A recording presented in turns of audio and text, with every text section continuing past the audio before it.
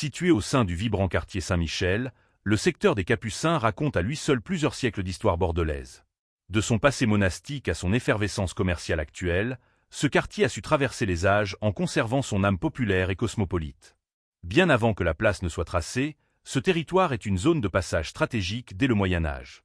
Situé sur l'antique route vers Toulouse et l'Espagne, le quartier accueille alors de nombreuses tavernes, des écuries et des auberges où les voyageurs fatigués et les pèlerins en route pour Saint-Jacques-de-Compostelle viennent chercher refuge.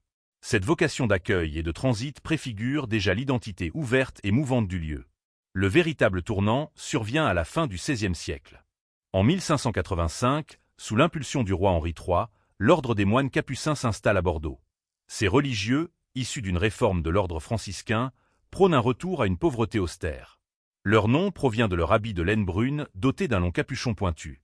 Lorsqu'ils s'établissent définitivement en 1601 à l'extrémité sud de la ville, ils se trouvent encore hors de l'enceinte fortifiée, dans une zone appelée le faubourg de la Teste. Ils y façonnent un immense domaine de 2 hectares comprenant des jardins, des vergers et des potagers qui nourrissent les nécessiteux. Le couvent devient rapidement un foyer de vie intellectuelle et de charité, les moines étant réputés pour leur dévouement lors des épidémies de peste qui frappent régulièrement la cité. Au XVIIIe siècle, l'urbanisme bordelais se métamorphose sous l'influence des intendants royaux comme Tourny. La place des Capucins adopte alors un tracé régulier. C'est à cette époque, vers 1750, qu'est érigée la porte des Capucins.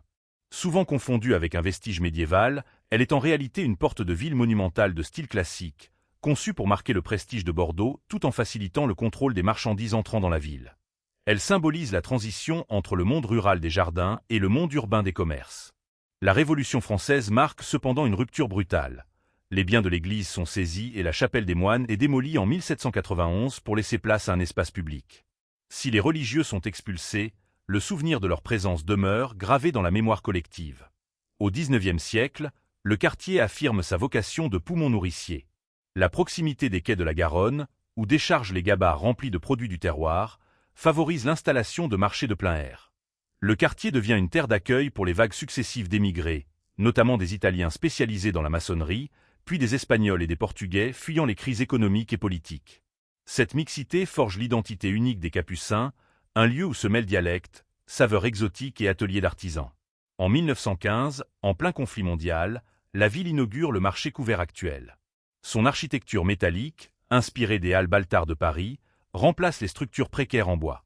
Ce bâtiment devient le ventre de Bordeaux, fonctionnant jour et nuit pour approvisionner les détaillants et les familles. Le XXe siècle apporte son lot de mutations radicales. Dans les années 1950 et 1960, une partie du quartier est réaménagée.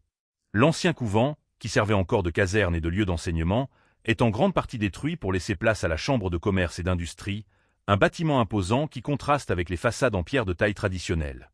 Toutefois, l'ancienne église du couvent survit et se transforme en centre culturel, témoignant de la résilience du patrimoine local. Depuis le début des années 2000, une nouvelle mue s'opère. La place s'est libérée de l'emprise automobile pour devenir plus piétonne et végétalisée. Entre les étals de jambon, les caisses d'huîtres du bassin d'Arcachon et les terrasses où l'on discute jusqu'à l'aube, la place des Capucins demeure le miroir fidèle d'un Bordeaux authentique, où l'histoire se vit autant qu'elle se raconte.